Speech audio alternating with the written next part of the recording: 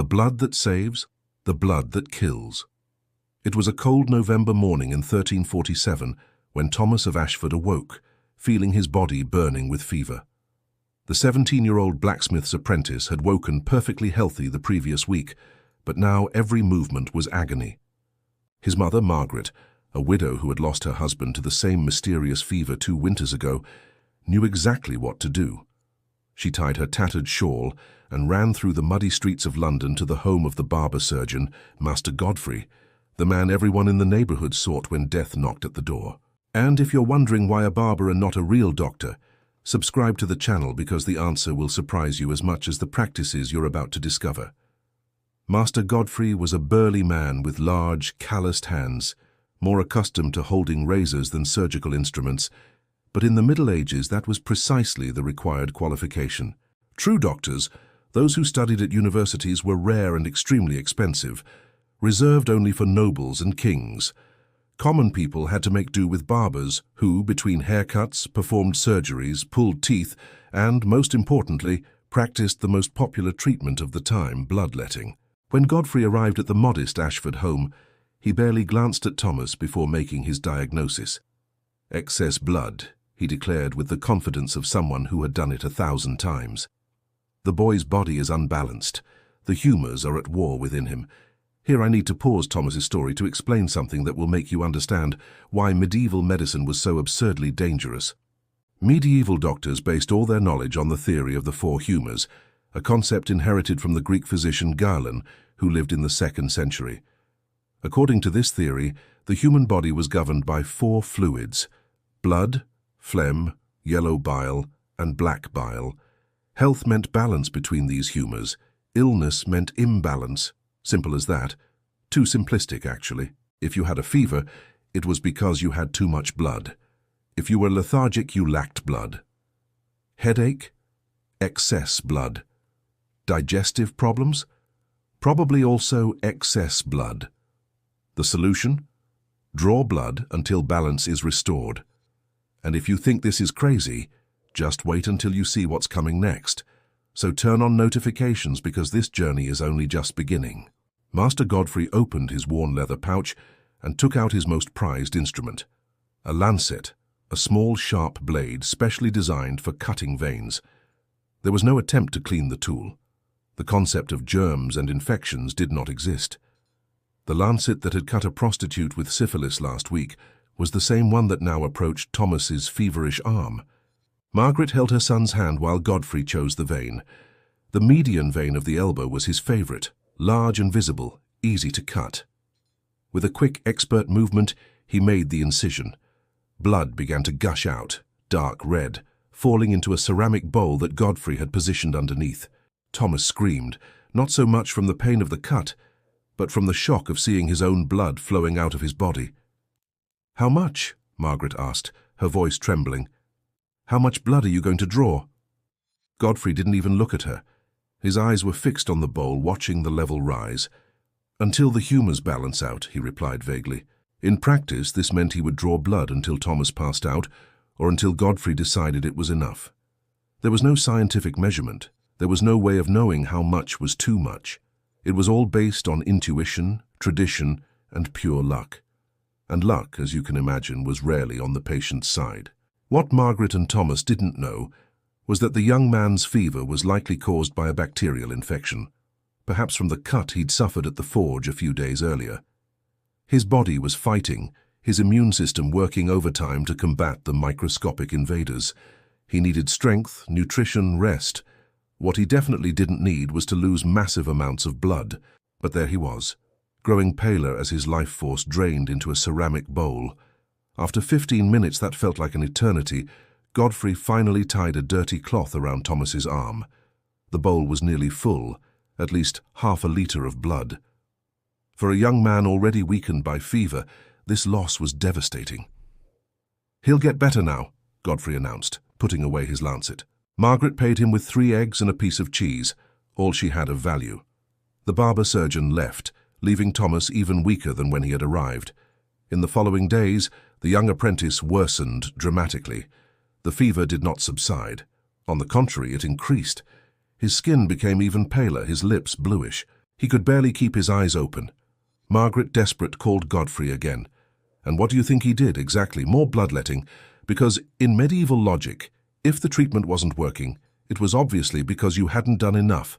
Let me tell you something that will shock you even more. Bloodletting wasn't just done by cutting veins. There were equally popular and even more disturbing alternative methods. One of them was the use of leeches. Yes, those disgusting creatures that attach themselves to your skin and suck your blood. Medieval doctors loved them. Leeches were considered more refined than lancets because they did the job slowly, in a natural way. Wealthy patients often preferred this method. Leeches were placed on specific points of the body, depending on the ailment. Headache, leeches on the temples. Liver problems, leeches on the abdomen. The creatures would attach themselves to the skin, pierce it with their hundreds of tiny teeth and begin to suck. A single leech could ingest up to 5 times its own weight in blood. Patients would lie for hours with dozens of these things attached to them, feeling them pulsate and swell as they fed.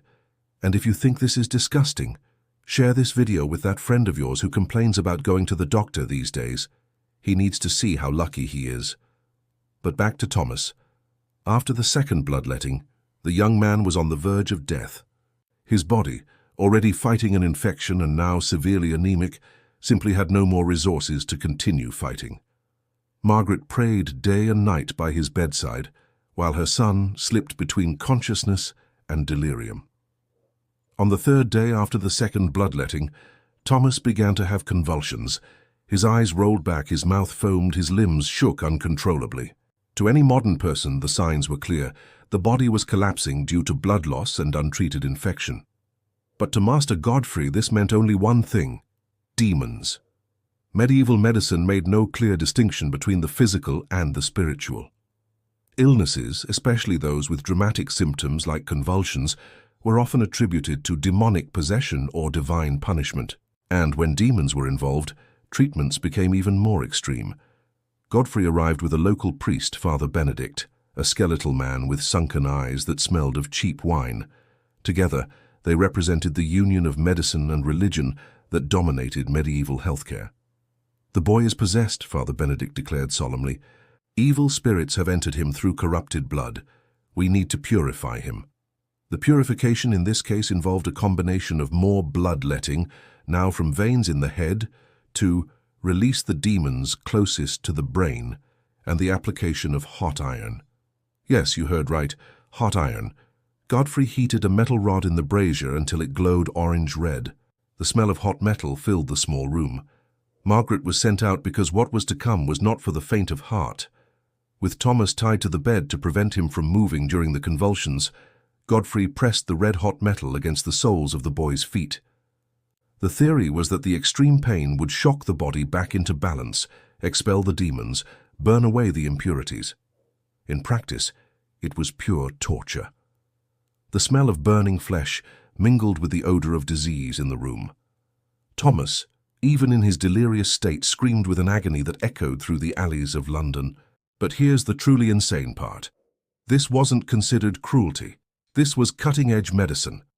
Godfrey was doing exactly what he'd been taught, following traditions that dated back centuries, practicing techniques documented in respected medical texts. He genuinely believed he was saving Thomas's life. The priest blessed the room with holy water, murmuring prayers in Latin while the barber surgeon burned the young man's flesh. It was a scene unimaginable in any modern hospital, but routine in any medieval home where disease had entered. Miraculously, or perhaps simply through sheer biological stubbornness, Thomas survived. Not because of the treatments, but despite them. His young body, resilient and strong from years working in the forge, managed to fight off the infection even while being systematically drained of blood and burned. Weeks later, he awoke. He was weak, thin, with terrible scars on his feet and multiple lancet marks on his arms, but alive. Margaret wept with joy. Master Godfrey and Father Benedict credited his recovery to their treatments, reinforcing their faith in those methods. And Thomas? Thomas grew up with a terror of doctors that would last the rest of his life. But Thomas's story is just one among millions, and bloodletting was only the beginning. There were even more extreme, even more disturbing, even more lethal treatments, waiting for those unlucky enough to fall ill in the Middle Ages. And if you want to know just how far medieval medical madness really went, you need to hear about treatments for mental illness, for chronic headaches, for epilepsy. You need to hear about trepanation, but that's such a disturbing story that it deserves its own chapter. Comment below if you would have the courage to undergo bloodletting if it were the only option available, because what follows will make you rethink what medical courage means. The hole in the head that promised salvation. The year was 1423, and Lady Eleanor of Pembroke was going mad. At least that's what everyone said. The 32-year-old noblewoman, wife of a wealthy lord and mother of 4, had begun having visions 6 months earlier. She saw bright lights that no one else could see. She heard voices whispering her name in the middle of the night. She had headaches so intense that they made her scream and tear out her own hair. Today, any competent doctor would recognize the symptoms, probably severe migraines accompanied by visual aura, possibly aggravated by a brain tumor or aneurysm. But in 1423, there was only one explanation. Demons had made a nest inside her head, and the only way to expel them was to give them an exit. A literal door. A hole in her skull. Before we continue, I need you to understand something crucial. Trepanation, the act of drilling into the human skull, was not a rare or experimental procedure in the Middle Ages. It was mainstream. It was accepted. It had been practiced for thousands of years, with trepanned skulls being found at archaeological sites dating back to 6500 BC. Our Neolithic ancestors were already drilling holes in each other's heads, and the practice never really went out of style. In the Middle Ages, it had become one of the preferred solutions for practically any head-related problem: pain, convulsions, madness, demonic possession, and even melancholy. And if you're thinking of skipping this video because it's getting too graphic, don't do it now because you need to hear how it was really done. I guarantee you'll never complain about a headache the same way again. Lord Edmund of Pembroke loved his wife. He had witnessed her deterioration with a broken heart, seeing the vibrant and intelligent woman he had married transform into a tormented creature who spent days locked in her room, moaning in pain. He had brought in healers, priests, even a woman accused of witchcraft who promised she could help. Nothing worked. Bloodletting only made her weaker. Herbs made her vomit for days. Prayers went unanswered. It was then that he heard of Master Philippe, a French surgeon who had trained in Paris and had an impressive reputation. He opened heads, and people lived to tell the tale. Master Philippe arrived at Pembroke Castle in a black carriage drawn by 2 equally black horses. A dramatic choice for a man who specialized in medical drama. He was lean with long, elegant fingers, more like those of a musician than a butcher, which was essentially what he was. He examined Lady Eleanor with a meticulousness that impressed Lord Edmund. Philippe looked into her eyes, felt her pulse, pressed points on her head, making her scream in pain. After an hour of examination, he made his diagnosis with the unwavering confidence that characterized medieval physicians, no matter how wrong they were. There is a malignant pressure within your wife's skull. Bad fluids, poisonous vapors, possibly evil spirits. They are trapped inside, causing torture. We need to release them. We need to trepan. The operation was scheduled for the following morning. There was no time for Eleanor to prepare herself psychologically, not that it mattered. In medieval medicine, patient consent was a non-existent concept. If you were sick enough to need surgery, you were probably too sick to have a say in it. Eleanor was led to the castle's main hall, where a wooden table had been covered with cloths. Not clean, sterilized cloths, just ordinary cloths, because again the idea of germs didn't exist. The table where they had dined last night was today's operating table. Philippe opened his collection of instruments, and here I need you to visualize exactly what was there. There were no modern stainless steel surgical scalpels. There were no precision tools. There were saws. There were drills that looked like torture instruments. There was a trephine, a tool that looked like a giant corkscrew designed specifically to pierce human bone. There were hooks for pulling the scalp. There were sponges for absorbing blood, sponges that had been used on other patients and never properly cleaned. And if you're watching this while eating, you might want to pause for a moment. Or better yet, like this now, because you're going to need both hands free to cover your mouth during what comes next. Eleanor was laid on the table. 4 strong servants were positioned, 1 on each limb, to hold her down. Because here's the most terrifying detail of all. There was no anesthesia. 0. None. The idea of putting someone to sleep for surgery was completely unknown. Occasionally, patients were given strong wine or opium if the surgeon was particularly compassionate and if resources were available. But even then, this only dulled the pain. It didn't eliminate it. The vast majority of trepanations were performed on fully conscious and sober patients, conscious and terrified. Philippe began by shaving Eleanor's hair in the area where he planned to drill. The skull has safer and more dangerous points for trepanation, and experienced medieval surgeons knew this through trial and error, mostly error. The top of the head, away from the temples where major arteries run, was preferable. Once the area was shaved, Philippe took his knife and made a deep cut in the scalp, cutting through the skin and tissue until he exposed the white bone of the skull. Eleanor screamed. Not a movie scream, but a visceral, primal scream, the kind of sound an animal makes when it knows it is being killed. Blood gushed, as blood always does from head wounds, torrents of it soaking the cloths, dripping onto the table, forming puddles on the stone floor. The servants held her tighter as she writhed. Lord Edmund, watching from a corner of the hall, paled, but did not intervene. He trusted science. He believed the doctor. Philippe worked quickly, using hooks to pull the scalp back, exposing a larger area of the skull. And now came the main part, the drilling. He picked up the trephine, positioned its serrated tip against the bone, and began to twist. The tool screeched against the skull, making a sound that everyone in the room would hear in their nightmares for weeks to come. It was the sound of metal against bone, of a drill slowly penetrating something nature designed never to be penetrated. Philippe twisted with both hands, applying constant pressure. Splinters of bone flew. The trephine turned red with blood. Helena had stopped screaming only because her vocal cords had given out, but her body continued to convulse, fighting against the hands that held her. Comment below if you could watch this happen, because I honestly don't know if I could. The process took almost 20 minutes.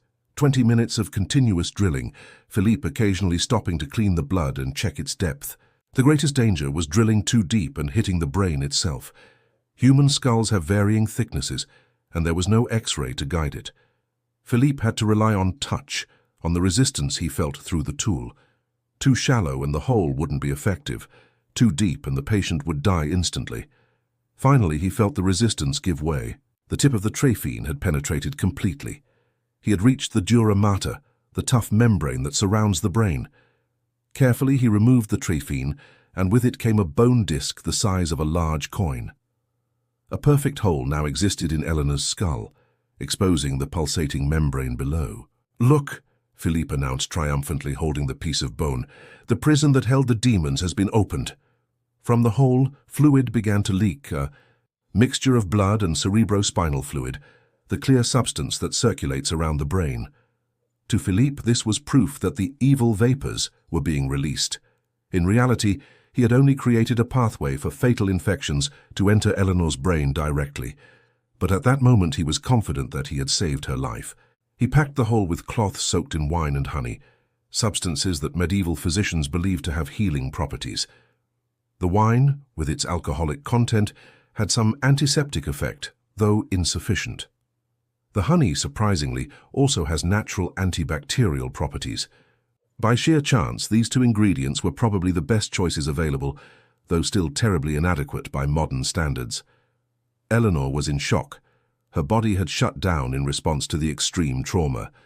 She was pale, barely breathing, her eyes open but unfocused.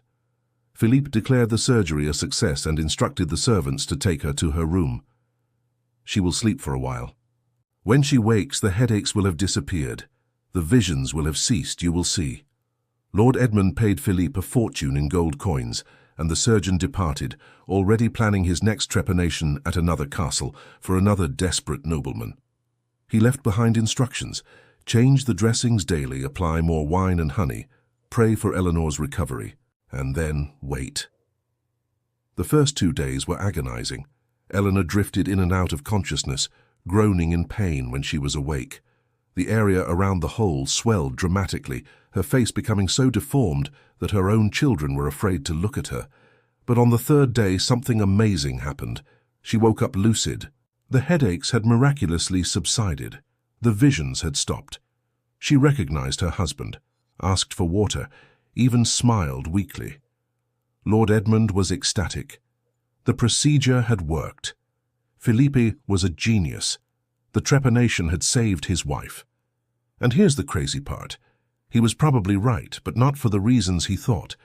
Let me explain something fascinating about trepanation that modern medicine eventually discovered. In very specific cases, it can actually help. If someone has a subdural hematoma, blood pooling between the skull and the brain, creating dangerous pressure, relieving that pressure can save lives. Eleanor likely had some form of intracranial pressure, perhaps from minor bleeding or swelling. The trepanation accidentally relieved that pressure. Philippe had done the right thing for completely the wrong reasons. But before you think that justifies the procedure, remember that for every Eleanor who survived and improved, there were dozens who died from infection, bleeding, or direct brain trauma. The survival rate was terrifying. And share this video with someone who works in the medical field, because they will appreciate how far we have come.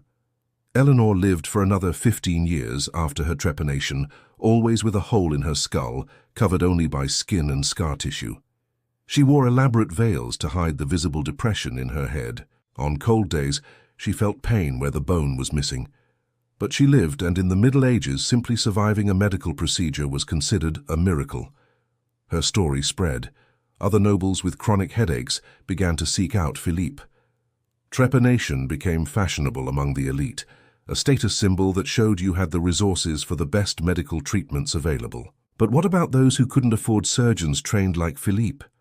What about ordinary people suffering from mental illness, epilepsy, or simply behavior that medieval society considered abnormal? For them, treatments were even more brutal, even more experimental, even more rooted in superstition than in anything resembling science. And some of these treatments involved not only piercing the body, but burning it, deliberately, extensively, with metals heated until they glowed. And if you think you've heard the worst of medieval medicine, you haven't heard anything yet. Turn on notifications, because the next chapter will show you just how far cruelty, disguised as medical compassion, really went. The fire that burns to heal. There was a saying among medieval physicians that perfectly sums up the madness you're about to witness. What herbs cannot cure, iron cures. What iron cannot cure, fire cures. What fire cannot cure, nothing cures. And when they came to fire, they weren't speaking metaphorically. They were literally talking about burning the flesh of living patients with red-hot irons, believing that extreme heat could cauterize diseases, burn away demons, and restore the balance of humors. And the story I'm about to tell you, the story of a young man named William who lived in 1456, will show you exactly how far this philosophy could go. William was only 12 years old when the seizures began. He was helping his father with the harvest, when suddenly he collapsed to the ground, his body shaking violently, foam pouring from his mouth, his eyes rolling back until only white was visible. Epilepsy, which we now understand as a neurological disorder, treatable with medication, was seen in the Middle Ages as one of the most terrifying and mysterious conditions that could afflict a human being. They called it the sacred evil, or decrepit evil, and believed it was caused by demonic possession, witchcraft, or divine punishment for secret sins. And if you have epilepsy or know someone who does, thank heavens you weren't born in the Middle Ages, because what they did to epileptics was absolutely inhumane. William's family, poor peasants working rented land for a local lord, didn't have the money for expensive surgeons like Master Philippe. But they did have access to something equally dangerous, an itinerant healer named Brother Anselm, a monk who had been expelled from his order for questionable practices, but continued to offer his medical services from village to village.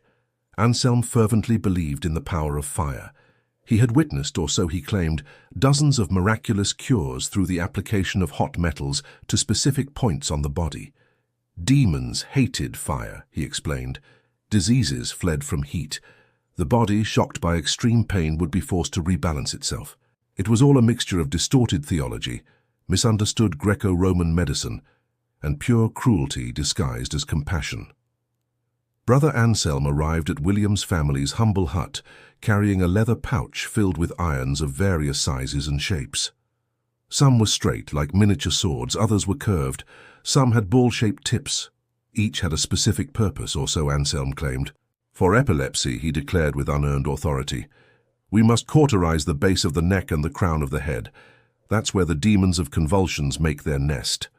And before you ask if there was any basis for this, the answer is absolutely not. It was completely invented, passed down from healer to healer as if it were sacred knowledge. The preparation was simple and terrifying. William was tied to a wooden chair, thick ropes encircling his chest, arms and legs. He was crying, pleading, promising it would be good, that the seizures would never return if they just didn't do this to him. His mother was crying too, but she believed it was necessary. She believed she was saving her son's soul, not just his body. William's father lit the fire in the hearth, feeding it until the flames blazed high and hot. Brother Anselm placed 3 different irons in the embers and waited. He waited until the metal glowed a reddish orange, until the heat radiating from them could be felt at arm's length. And then, while praying in Latin that no one in the cabin understood, he picked up the first iron. Subscribe to the channel now if you're feeling any emotion, because you need to understand that these stories aren't fiction. They happened, with real people, real children. Anselm brought the iron close to the base of William's neck, right where the spine meets the skull. For a second, the boy saw the glistening metal approaching, felt the intense heat, and then the pain. Pain beyond description. The kind of pain that erases all other thoughts, that reduces a human being to nothing more than a receptacle of agony. The iron pressed against the skin, and immediately the flesh began to burn. The smell was instant and nauseating, that sweet and horrible odor of cooking human flesh that cannot be mistaken for anything else. William screamed with such intensity that neighbors 200 meters away heard and made the sign of the cross, murmuring prayers for the poor boy. Anselm held the iron in place for a full 5 seconds, counting slowly in Latin, before removing it. The burn he left was deep, piercing through all the layers of skin and reaching the muscle beneath. It was a crater of charred, smouldering flesh, bleeding at the edges. But Anselm wasn't finished. He had 2 more irons to use. The second was applied to the side of William's neck, creating another deep burn. The third, and this was the most terrifying, was pressed against the top of the boy's head, directly onto the scalp. William's hair, which hadn't been shaved, immediately burst into flames, creating small sparks that Anselm casually extinguished with his free hand. The scalp burn is particularly gruesome because the skull is right below, with little tissue to protect it. William felt as if his entire head was being split in 2, and then finally it was over. Anselm placed the irons back on the fire, wiped his hands on his robe, and turned to William's parents. 3 days, he said. In 3 days we'll know if the demons have been expelled. If the boy has another seizure, we'll need to burn him deeper. Deeper. As if what he had just done wasn't deep enough. He accepted his payment, a live chicken and a sack of grain, and left for the next village, leaving William in traumatic shock, his small body trembling uncontrollably in pain, 3 terrible burns decorating his neck and head like marks of torture. Now let me tell you something that will make you even angrier. Cauterization with hot metals wasn't just used for epilepsy. It was a general treatment for practically everything. You had an infection, cauterize; tumor, cauterize; chronic back pain, cauterize; leprosy, cauterize; hemorrhoids. Believe it or not, cauterize. There were medieval medical manuals, some beautifully illustrated, showing exactly where to apply hot irons for different ailments. These manuals were copied and distributed, taught in universities, treated as legitimate science. And share this video because people need to know what our ancestors suffered in the name of medicine. But perhaps no use of cauterization was as widespread as in the treatment of battle wounds. Medieval soldiers who survived the initial violence of war often died later from infections in their wounds.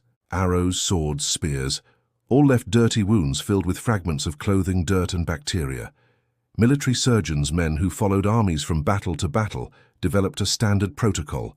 Clean the wound superficially, and then cauterize it completely with a hot iron to seal the tissues and burn away the poisonous humors. On battlefields, you could hear cries for hours after the fighting ended, not of men dying from sword wounds, but of men being treated by surgeons. There was a French military surgeon named Ambroise Paré who, in the 16th century, accidentally revolutionized wound treatment in a way that exposed just how unnecessary and destructive cauterization was. During a battle in 1537, Paré ran out of boiling oil, which was traditionally poured on wounds before cauterization. Desperate, he improvised a mixture of egg yolk, rose oil, and turpentine, applying it instead. To his utter shock, the soldiers treated with his improvised mixture recovered, better and faster than those who received the standard boiling oil and cauterization treatment. They had less pain, less infection, less scarring. Paré concluded something revolutionary. Perhaps burning soldiers wasn't really necessary. Perhaps, just perhaps, we were torturing people for no reason. But that was in the 16th century. We're talking about the Middle Ages, centuries before this revelation, when entire generations suffered unnecessary burns. Returning to William, the young epileptic. In the days following his cauterization, his burns became severely infected, as was practically inevitable. The irons used by Brother Anselm were never properly cleaned. The burns were left open to the air, exposed to flies and dirt. Yellow pus began to ooze from the wounds. The surrounding skin became red and hot. William developed a high fever, and then, 4 days after the cauterization, he had another seizure. Epilepsy, being a neurological condition, was obviously not affected by burning the outer skin. The demons that Anselm had tried to expel never existed. William's family was devastated. The treatment had failed, and now their son was even worse, with infected burns in addition to his seizures. And here's where the story gets even darker. When medieval treatments were discussed, the blame was rarely placed on the treatment. It was placed on the patient. Perhaps William was too sinful. Perhaps his faith was too weak. Perhaps the demons within him were particularly powerful. Brother Anselm, when confronted about the failure, simply said that deeper burns were necessary, that he hadn't been aggressive enough the first time. He offered to return and do it again, this time burning to the bone. Fortunately, William's family refused. The boy had suffered enough. He continued to have seizures for the rest of his life, which was short. He died at 17 during a particularly severe seizure, falling down a flight of stairs and breaking his neck.